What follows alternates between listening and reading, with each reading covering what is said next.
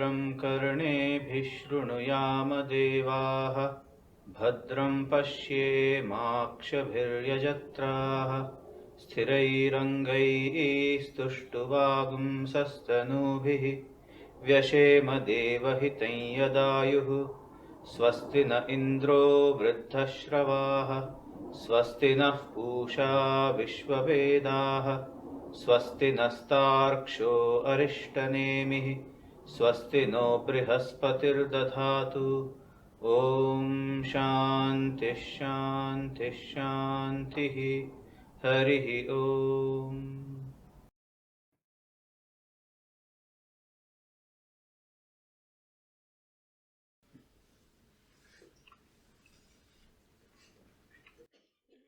Dear friends, welcome back to the study of the Mundaka Upanishad.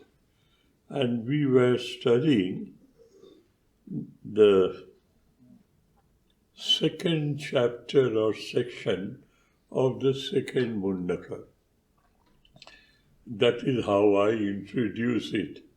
From the point of view of subject matter, the subject matter was, up till now, Maharishi Angirasha has been explaining to us that of the two avenues of learning, one, mundane learning, appertainment with this world, mastering the forces of external nature in this world where we live in, to master that and to make our life more convenient, comfortable, and enjoyable.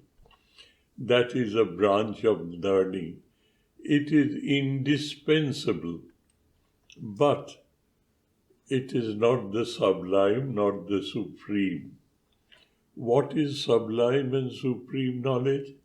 The sublime and supreme knowledge is which teaches you how to manifest the potential divinity that is already within us. And somehow or other, we are not aware of it.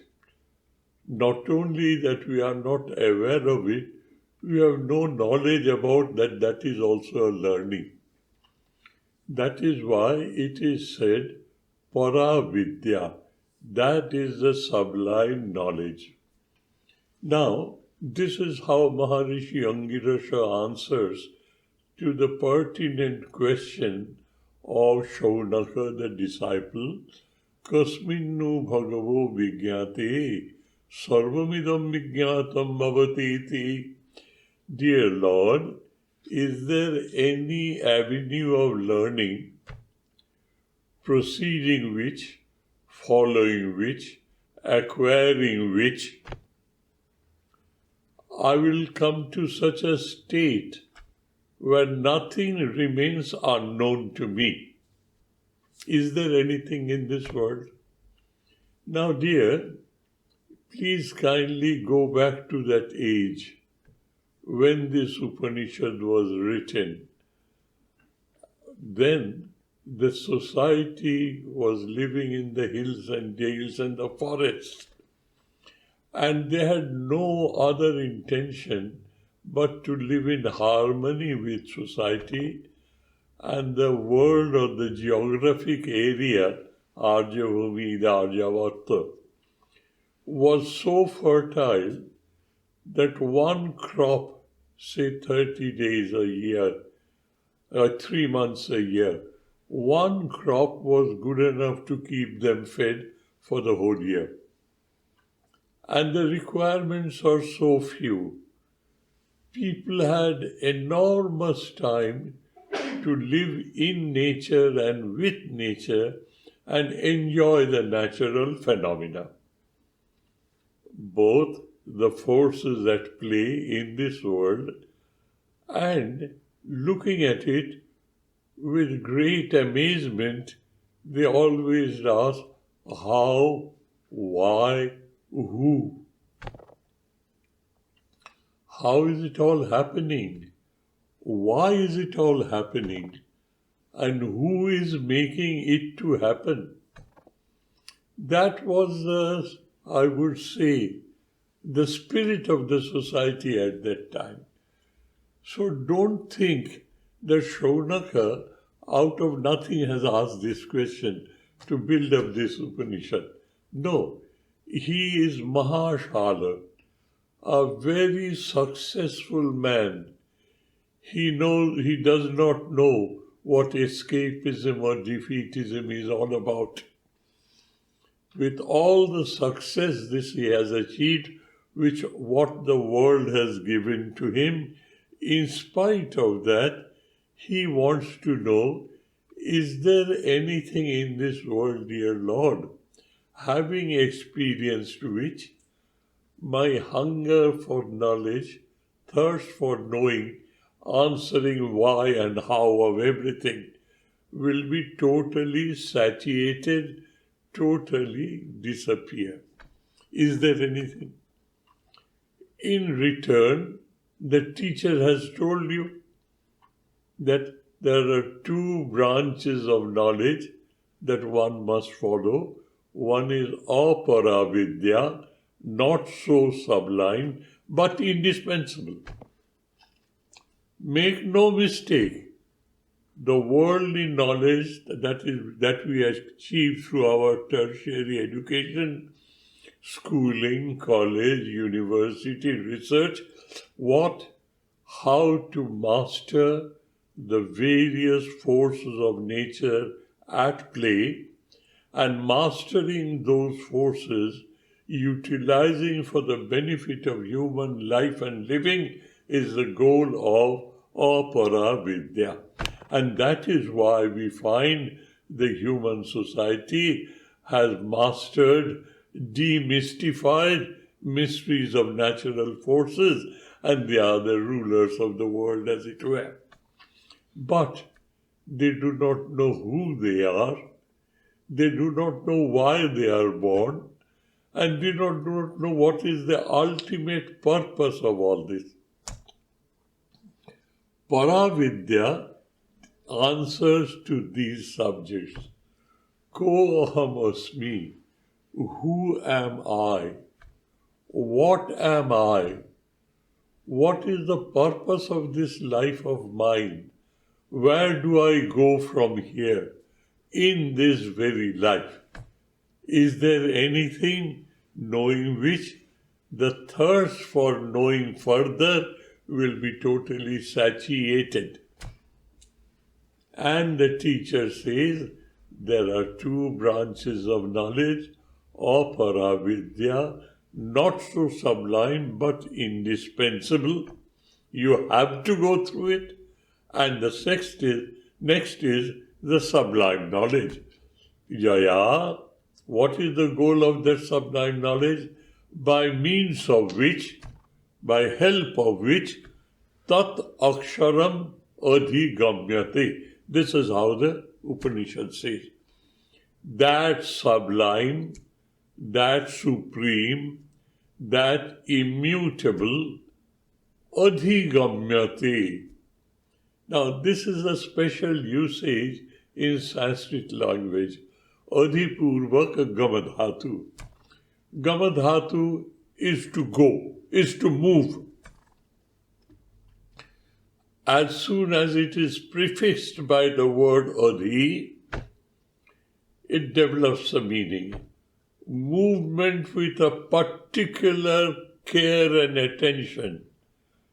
Movement from egocentric, individualistic existence, as we are all used to, we slowly and slowly go towards oneness with the divine. This is the subject matter of this knowledge, how you can manifest the divinity already within yourself and how you can establish this identity, answer to this Koham Asmi, who am I? You answer, Soham Asmi, I am that, Brahmasmi, I am Brahma. Aham Brahmasmi. I am the absolute, the immutable. This chapter, the Ditya Khanda of the Ditya Mundaka, this chapter introduces now the subject matter in the first shloka, which you have studied in great detail. And in the second shloka, Tat bedhyam so bedhabhyam somya vidhi. That is the concluding three words of the second shloka of the second chapter of the second Mundaka. That is, we have now crossed the exclusively philosophical exercise, making use of our brain, making use of our capacity to understand rationally based on robust common sense. Not woolly-headed ideas, not moving out in the clouds, unrelated to the realities of our present-day life. No, it is not divorced from it. It is very much involved in it. And he says, look, this is how you should proceed. First two shlokas re-establishes the hypothesis that you are that. You say you are that, but how do I have a catch? How do I convince myself with the remote possible imagination that I am that? Let me at least stretch my imagination to understand. You say I am that Akshara Brahma and I have to reach that Brahman. You are saying that repeatedly. But how do I? So he has told you before, he has used this word before, Purusha.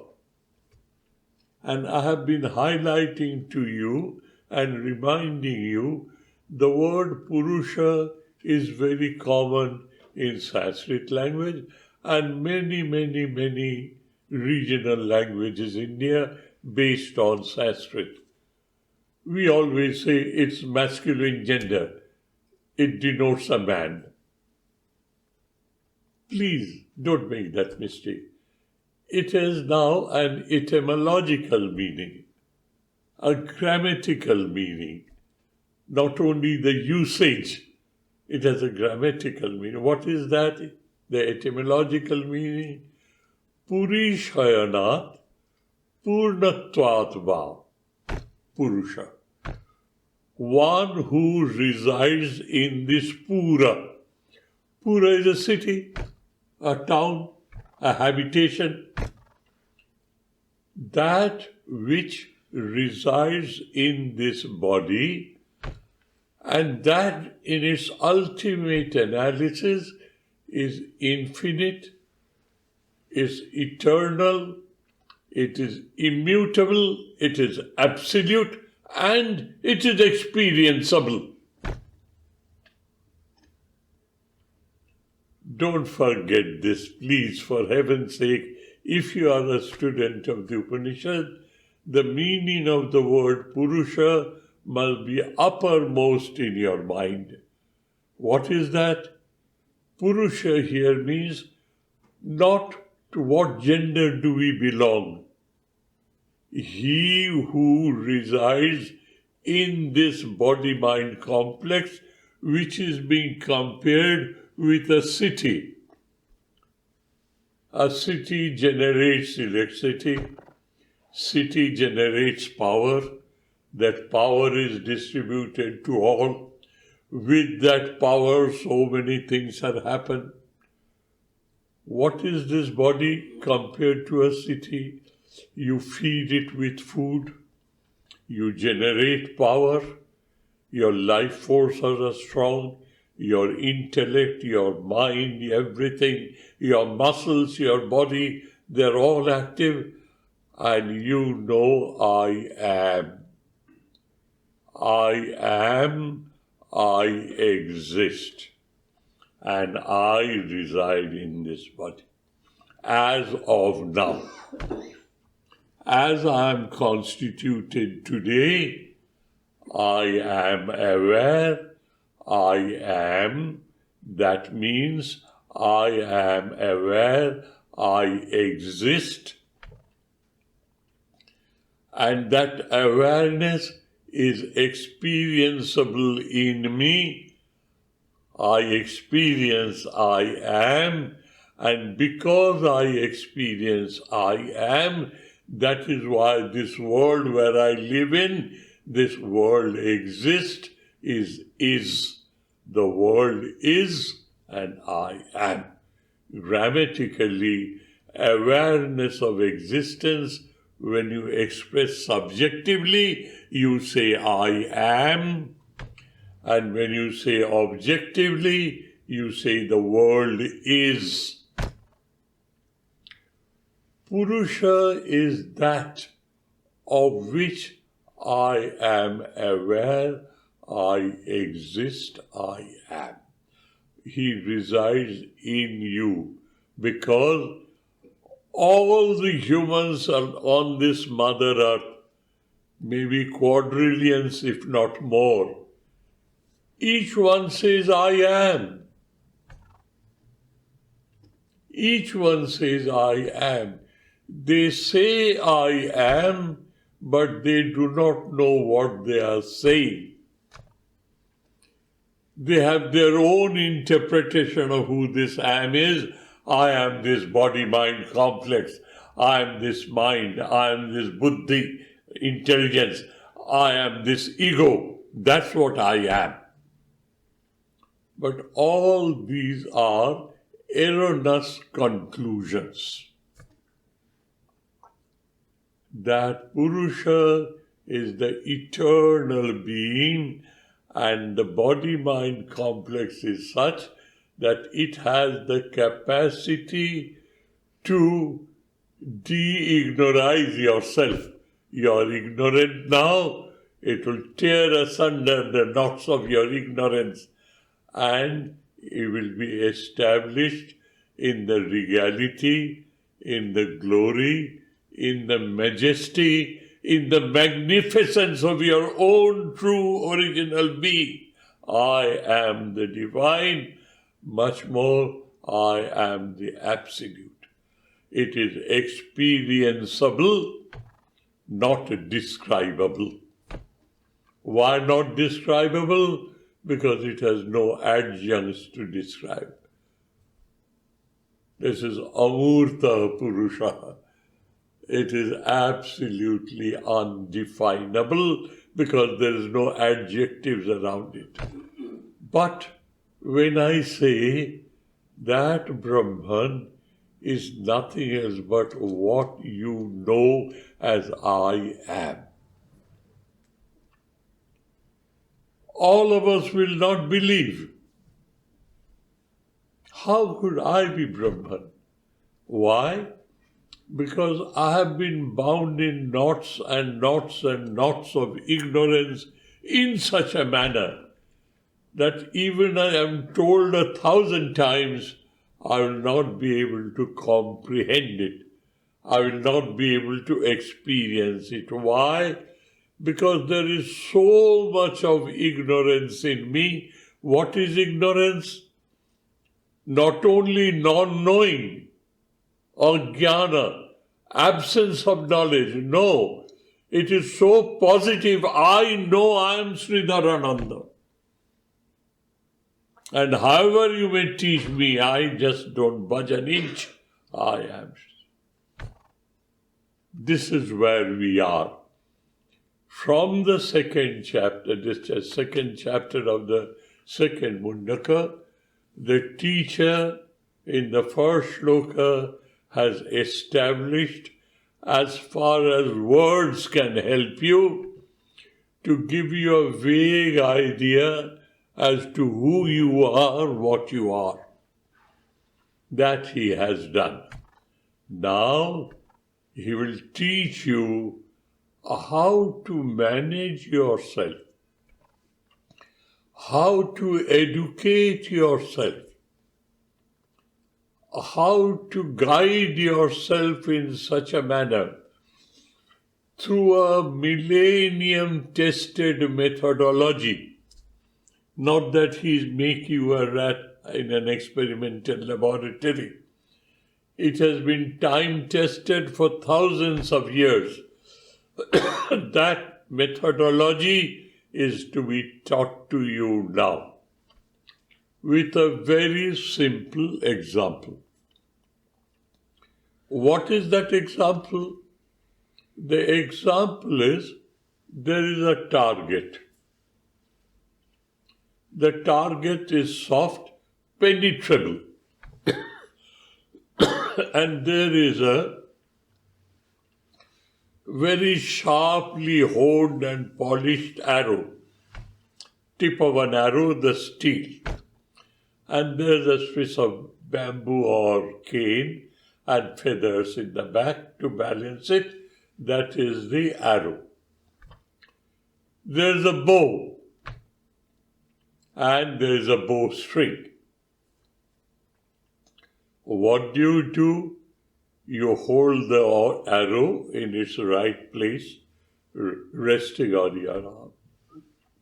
Stretch the bow, pull the bowstring, and the arrow is placed there.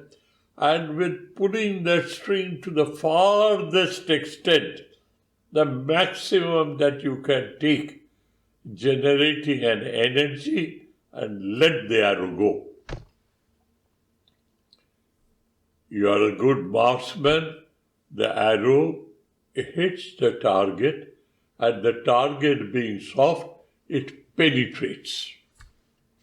The tip of an arrow is no more seen. It is totally surrounded by the object. This is the example that he will start in the third shloka.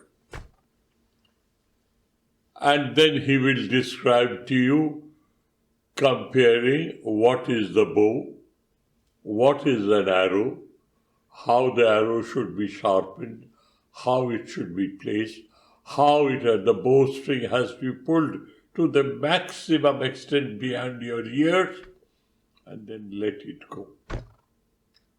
Because of that energy and the sharpness of the tip of the arrow will pierce the object. Tanmayo bhavet. The tip of the arrow is totally immersed in the target. It has lost its identity. You don't see it. It's a part and parcel of the target. This is what you don't see it. But if you argue, you'll say the steel is very much there. But an example is to be accepted to the extent it is exemplified. Don't overdo it. That is not an example. Jasmin arthe buddhi samyam sadrishtanta. The scriptures are very careful. What is an example? Where your view, the student's view, and the teacher's view, they collage together, that is the best example. The example here is the tip of that arrow has lost its identity. It is no more seen. Sharabat tanmayo bhavet. You become one with the goal. What is the goal? Answer to this question, Kah aham asmi. Ko aham asmi. Who am I? The answer is Tat Tvam Ashi. Thou art that. And to be and become that, adhigamyate, to be and become that, you have to undergo a discipline of life. It doesn't fall like an apple from the tree. It doesn't fall on your lap. You have to sweat it out. You have to work hard, you have to perspire, and the positive part of it is the achievement is proportionate to your efforts. Tibra sambeganam asanna. Let me divert a little. Maharishi Patanjali was asked, you say japat siddhi, japat siddhi, japat siddhi, na samsaya. Good enough. What is it? And he immediately corrects, let it not be a mechanical repetition. Tad japaha tadartha bhavanam. When you are doing your japam, repeating the Mahamantra over and over again, tat artha bhavanam. Don't be a parrot. Don't repeat it like a record. Mechanical. With each repetition, remind yourself what is the meaning of it.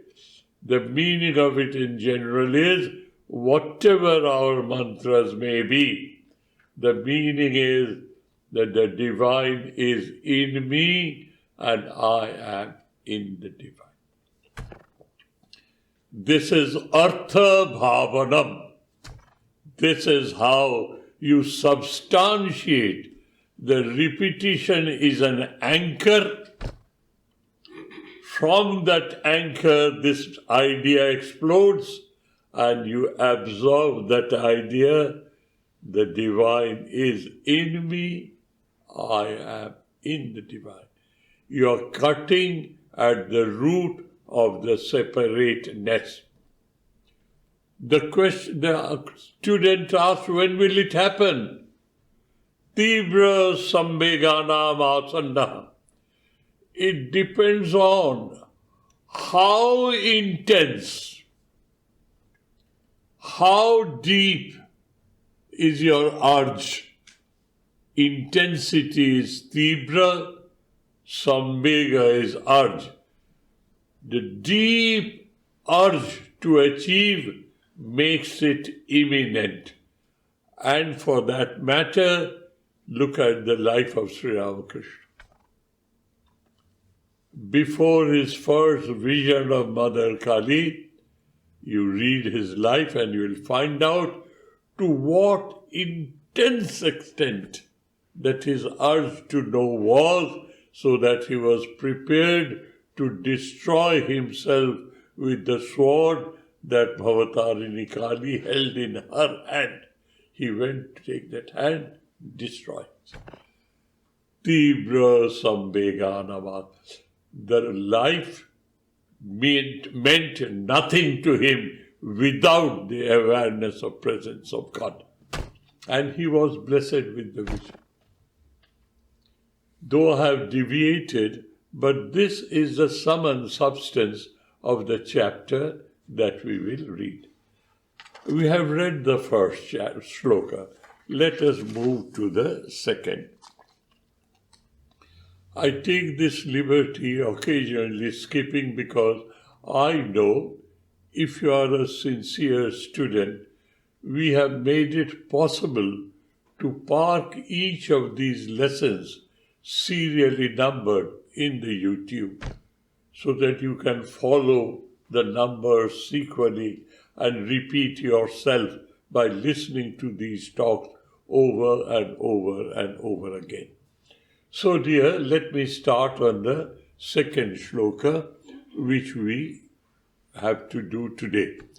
The second shloka principally is the same with the first, but a little different.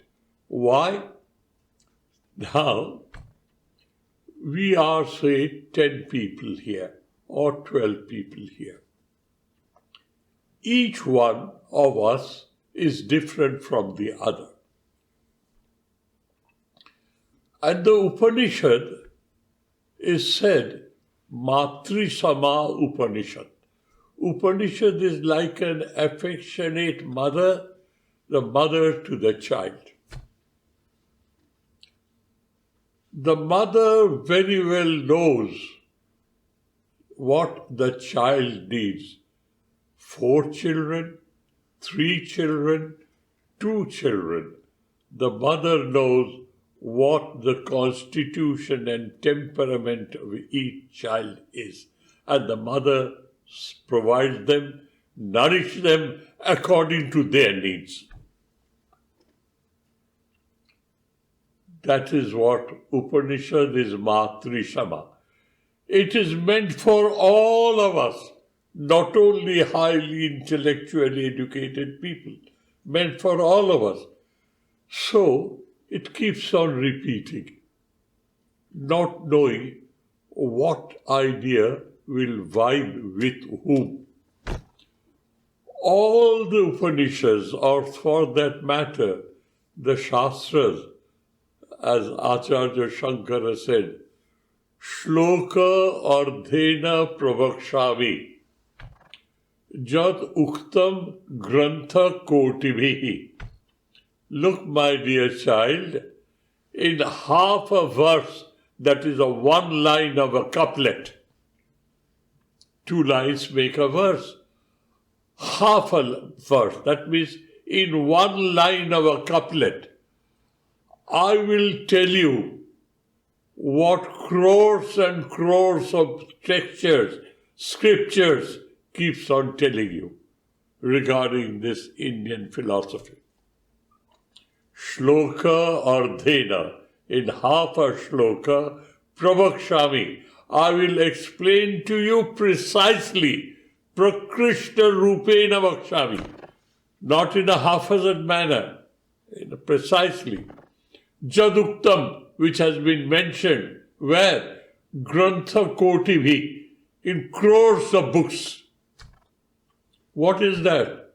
Brahma Satyam Jagat Mithya Jiva Brahmaiva Na Cha Apara. Jiva Brahma Eva. Eve Vinyoge. There is no doubt about it. Nothing else. This is the essence of the whole scriptures. Thousands and thousands of treatises and books. This is what he says. So please remember, if you find the Upanishad is sometimes repetitive, that a repetition is Matrishama Upanishad would not let any of her children left behind. She will speak from Dvaita Bhava, she will speak from Advaita Bhava, she will speak from Vishishtadvaita Bhava, she will speak from Shaiva philosophy, Shakta philosophy, and thousands of different philosophies. But the essential teaching is Jiva Brahmaiva Na Cha Apara. There is no distinction between Jiva and Brahman. So dear, though the second verse is almost similar to it, but it introduces the concept of sadhana, and we'll come to that. Let us read the second shloka. Jad archimat jad anubhyo anucha jasmin loka nihita lokinascha tat etat aksharam brahma sa prana tat ubang manaha tad etat satyam tat amritam tat bedhyam he somya biddhi. Tad bedhyam he somya biddhi. This is the operative clause of the shloka. He's slowly and slowly now introducing us to the methodology of self-education and self-discipline. Para Vidya Vishaya. Let us now see the meaning of this shloka. Jat archimat anubhyo anucha. Jat archimat, the first. It is effulgent in nature. What is effulgence? It has this Chaitanya, awareness, our capacity to experience and feel. I am aware I am.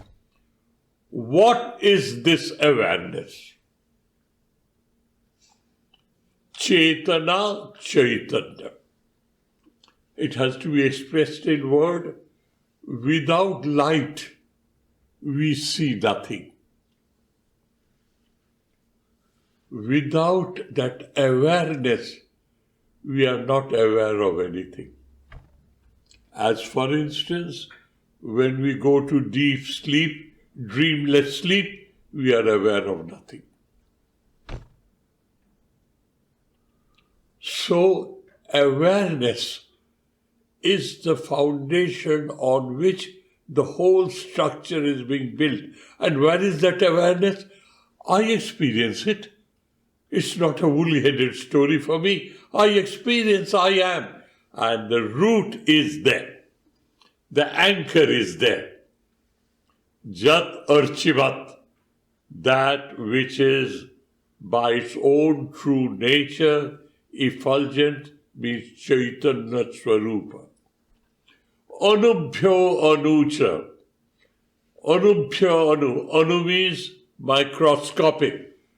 It is more microscopic than the microscope. Subtlest of the subtle. Now, by way of example, according to physics, ether, as we know commonly, ether is the subtlest of the subtle material. And it is all pervasive.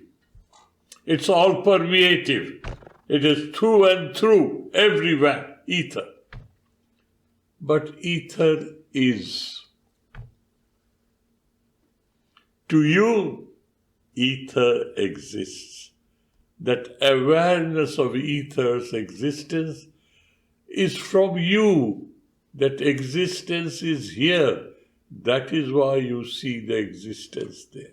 If that awareness was not here, you would not have seen anything.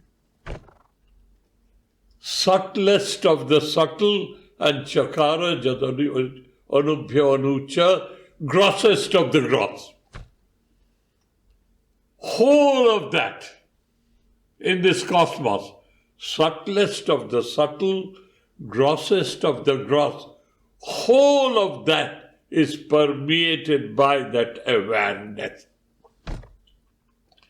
And in our Upanishad, we hear one small sentence, Sarvam Khalu Idam Brahma. Sarvam means nothing exclusive, all inclusive. Idam Khalu means by all means, without any doubt and assertion. Sarvam Khalu Idam Brahma. This Brahman, it is everywhere. The next step is Sarvam, all-inclusive. Well, however microscopically I may be small in this whole cosmos, I am included in Sarvam.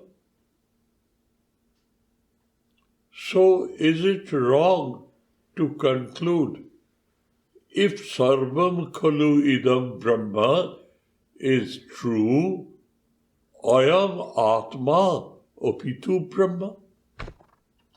What I know as I am is included in Sarvam. So I am also Ayam Atma Apitu Brahma. It's corollary, logical. Therefore, I must find out how do I experience. My teacher says, thou art that, tat tvam asi. And I keep on cogitating on it. And I keep on tarnishing myself out of all the dirt, polishing myself, honing myself. Sorry, not tarnishing. Tarnishing is to coating. To remove the tarnish. polish myself, hone myself, pure myself, till Tattvamasi, thou art that, comes to know, oh, I am that. I am Atma Brahma, Aham Brahmasmi. This is the gradation of sadhana. Whether it is Dvaita Bhava, Vishishta Dvaita Bhava, or Advaita Bhava. The goal matters, but the procedure remains the same. So, dears, Jad Archimat, Jad Anubhyo Anucha, grossest and the subtlest, Jasmin Loka Nihita, Bhur Loka, Bhuvar Loka, Swar Loka, the three lokas, they are all in it. Along with it, those who reside on those lokas, Lokinascha, Loka and Lokina, those who reside in them. Tat etat aksharam brahma. In ultimate analysis, that is the immutable, indescribable, but experienceable Brahman. Immutable, indescribable, because there is no attachments to it, no adjectives or adverbs, nothing. It is isness only.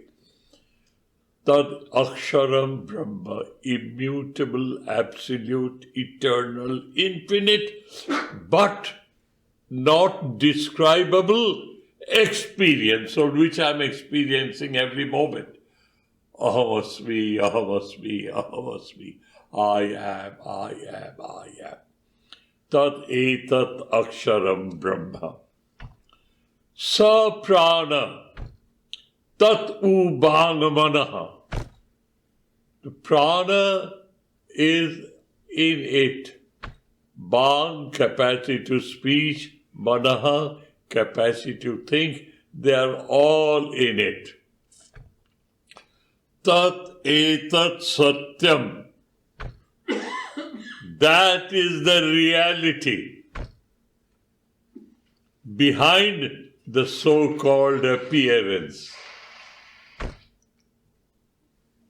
Tat amritam. It is eternal. Amritam, eternal nectar. It is invincible, deathless. Invincible, deathless. Tad bedhabhyam he somya bedhi. He is a man of pleasant characteristic or man of pleasant personality. Why he is pleasant? Because he has calmed down. His 5 sense organs have stopped exciting him to enjoy the worldly things. That is why he is so pure. He is a very pleasant personality, not excitable, not in the least. He is poised in the majesty, the excellence, the regality, the magnificence of his own soul. That is Somya. Hey Somya, that is your goal, Vedhyabhyam. That is your target, and you must know that for certain. Tad Vedhyabhyam, that is your goal, that is your target. And know for certain that is the purpose of your life. Jivana mukti sukha prapti hetave janma dharanam. The scriptures say that, look, my dear children, you are all very proud and vain that you are the most evolved of all biological creatures. We accept that. That is true. We should be proud. We are the most evolved of all biological creatures, and because of that, we have that capacity within us to manifest the divinity already existing in us, which is our true original nature. We have that capacity. The purpose of human life is Jivana mukti sukha prapti hetave janma dharanam. Janma dharanam, being born a human. Hetave, the purpose for being born a human. What? To achieve that goal known as Jivita eva mukta san. Jivana mukti. Jivita eva, I am alive. We are all alive.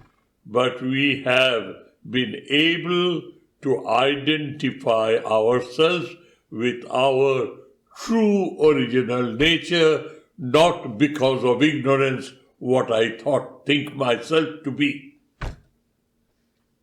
That is it. Iha, in this world, in this life. This is the goal. The teacher is now telling you. He introduces hypothetically what is your goal. Tat etat satyam amritam aksharam brahma vedabhyam. All this, that, this, therefore, this akshara, immutable, absolute, eternal, infinite, deathless. Deathless means infinite and eternal. Immutable, absolute. That is your goal, your target of life. And hey Soumya, that means he tells you what are the preconditions of yours to achieve this wisdom, to absorb this wisdom. If you are involved in enjoying the pleasures of life through this body-mind complex, through your five perceptions, through your imagination, involved in this world, you are excited, excitable. No. You have to withdraw and be collected, cool, calm. No excitement whatsoever because you refuse to be attracted by the world. That is pleasant personality. Soumya, pleasant personality. You, my dear child, my student, my disciple, please remember, this is your goal of life. That is why you have been given the human birth, not to behave like a beast, but to behave like a human. Because the goal of life is to manifest the divinity already within you. Tad vedabhyam, that is your target, your goal of life, and know for certain that is the only purpose of your life. Jivana mukti sukha prapti hetave janma dharanam. There you are. There is no escape for you. If you mean to do so, if you not, please enjoy yourself. We have nothing to say. But if you are very calculating, if you are very intelligent, this is the input and this is the output. I am spending my whole life, time-wise, energy-wise, and everything that I have on a particular direction. And I get things in return which are transitory. Common sense, reputation. We have worked very hard to get a reputation. It might go in a fraction of a minute. Reputation, power, pelf, wealth, health, all that you have to say. It is there, you don't know how long it will exist. And each one of us in our lifetime has seen things happening, staying for a while, going away. It was not there, it happens to be there, and it disappears. You have seen that. and I am putting my life and soul and effort into it. And this is what I get in return. And the teacher says, put your life and soul and all your hard work into this. And what will you get? Eternal results, where time has no effect on it. It is eternal, it is infinite, it is absolute, it is immutable, it is your true original nature. And what is the definition between reality and appearance? These are the basic ideas, dear, without which you can't grow. The basic idea is Trikala avadhita jnanam satyam. Anatikramya jnanam satyam. Jnanam is what you understand, and the other is the world. Trikala avadhita jnanam. Jnanam is awareness. You look at this world. There are three phases of time: the past, the present, the future. Find out something which is not contradicted amongst the past, the present, and the future. Find out something. This body of yours, it lasts. Who were you? What were you when you were newborn? That big. 4 or 3.5 kilograms. Time-wise and weight-wise, mass-wise. You grow, and now you're a tottering old man. You keep on saying, I am. But your body has gone through 6 different types of changes. Shadabhava vikara. Jayate, asti, bardhate, viparinamate, apakshiyate, nashyate. It is Trikala Badhita, not Avadhita. But I am has lasted for 90 years. Jab se maine hosh sambhala, till the time I wanted to say, I am. From that day, I could express myself, and today, my awareness of my amness has not been conditioned by the past, the present, the future. Only I do not know who am I. Trikala avadita jnanam, that is reality. This appears to be real, but on questioning, on analysis, it appears to be real, but not real. Anatikramya jnanam satyam. That is the reality, where having reached which, you have not anywhere else to go. You have achieved the climax. This is satyam. So the teacher tells you, you are that. Know for certain. And you have to achieve that goal in human life. And make sure that is the only purpose of being born a human. But we prefer to remain a biological creature of a lower level than the level from where we can manifest the divinity already within ourselves. Tad vedhyabhyam he soumya tat vidhi. Know for certain that is the goal of your life. Now, he has said you have to reach it, you have to penetrate it. You have to reach it, you have to penetrate it, and you must know it for certain what is your goal. He tells you on the 3rd shloka. I may not have time enough to develop it, but let me introduce you to this subject today. We will carry it on the next Saturday.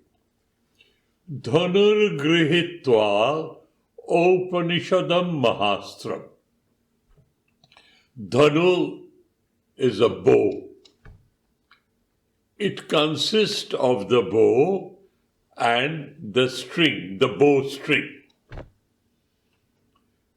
Compared to that dhanu, materialistic, tangible, the ideas encompassed in the Upanishad. Upanishadam, Upanishatsu bhavam Upanishadam. Upanishatsu bhavam means this is a book, printed words. That is Upanishad as a book. But Upanishad means Upa ni purvaka sadadhatu. Upa means proximity. Ni becomes absolutely, certainly, without any doubt. Your ignorance will be disappearing. It will be destroyed. Satadhatu vinasharthe. For the meaning of the word sat here is vinasha. Ideas, if you come close to it, that means if you absorb them, assimilate them, what will happen? All the ignorance that you are suffering from will disappear like thin cloud. It will be destroyed. That is the literal meaning of the Upanishad. That is Upanishad Bhavarashi. Bhavarashi is heaps of ideas, basket full of ideas. Upanishadam. Upanishatsu bhavam Upanishad. That which you get in this printed language, the ideas. Those ideas are to be compared with the bow and the bowstring. Dhanur grihitva Upanishadam Mahastram. Mahastra. At that time, Dhanu was the Mahastra. Sharam hi upasha nishitam samdadhita. Oh, I'm missing the second one, is it? Oh no, I have explained. Thank you. I'm sorry. Sharam hi upasha nishidam samdadhita. A dhanu has an arrow to be effective. Shara is the jiva atma. The arrow, the life, I remember when we were children, there was a poet in English language, Longfellow. I don't know whether any of you have heard of him or not. I'm talking about 90 years ago. Life of a man is an arrow's flight. Out of darkness into light. Out of light into darkness again. Perhaps to pleasure, perhaps to pain. A hand that tires not, a sleepless eye, makes the arrow fly and fly. One who knows why we live and die. This is a small poem written by Longfellow, probably 100 years ago, a very, very famous poet in English language. This has been said here. See how people from a wide base pyramid go slowly and slowly. At the top of it is a point where everybody merges. A cone or a pyramid, call it by any name. Sharam hi upasha nishitam samdadita. Nishitam means sharpened, honed, polished. Sharpened so that it can penetrate the target. Honed, very, very smoothly sharpened, not with sharp edges, and polished properly to reduce the friction. That is how you prepare yourself. Sharam hi upasha nishitam shamdadita. How could you do it? By upasana, by prayers and meditation. Ajamya tadbhavagatena chetasa. You pull the bowstring as much as you can behind your ears. Stretch your left hand as far as you possibly can and pull the bowstring as back as you possibly can behind your ears. Why? You need your fullest energy, maximum output of energy. Let it go. Sharam hupasha nishitam shagna. Ajamya tadbhava gatena chetasa. Ajamya means to pull the string as far as you can. Tadbhava gatena chetasa. Your Chaitanya, your being, your personality should be totally saturated with these ideas. And you let it go. It will penetrate the object, lose its identity, sharabat tanmayo bhavet. You be one with your good. This is an example and exemplification. Bow and an arrow and a bowstring, you and your faculties. And how you can use your faculties is being exemplified by stretching the bowstring to the maximum extent. Ajama means behind your ears, as much as you can, with your left hand as forward as possible, and with your right hand the bowstring as back as possible. That is how you go about it. The sadhana aspect of this subject is now being introduced. It will continue, and after it is concluded, he will tell you what will happen to you. By being a realized soul, Sri Ramakrishna used to say jokingly for the so-called intellectuals, what happens, what happens?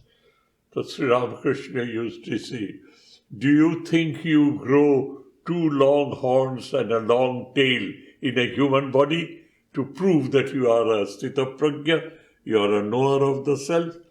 Nothing happens to you externally. The whole internal takes a sea change. This egocentric human becomes the divine. Ajamya tadbhava gatena chetasa. Laksham tadeva aksharam satyam. He somya viddehe. You penetrate it. That is the purpose of human life. There's much more to be discussed on this shloka, dear. We'll keep it for the next class. Thank you. Thank you ever so much for your patience and attention. Om Shanti Shanti Shanti Harihi Om Tat Sat Shri Ramakrishna Arpanamastu.